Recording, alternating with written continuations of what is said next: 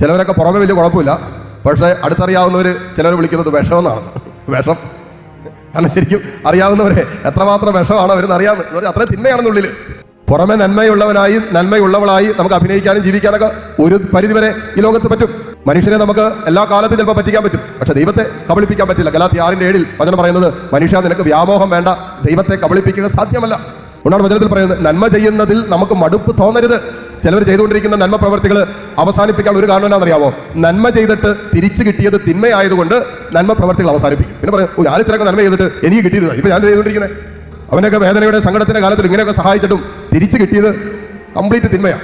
നല്ല വാക്ക് പറഞ്ഞില്ലെന്ന് മാത്രമല്ല, പറഞ്ഞതെല്ലാം തിന്മയായിട്ടുള്ളതാണ്. ഉണ്ട് ചിലർ തീരുമാനം എടുക്കും, ഞാനിനി ഒരു നന്മയ്ക്കും പോകുന്നില്ല, ഒരു നല്ല പ്രവൃത്തിയും ചെയ്യാൻ പോകുന്നില്ല, എല്ലാം അവസാനിപ്പിച്ചു, ഇതോടുകൂടി എല്ലാം അവസാനിപ്പിച്ചു. കാരണം തിരിച്ചു കിട്ടിയത് നന്മയല്ലാത്തത് കൊണ്ട്.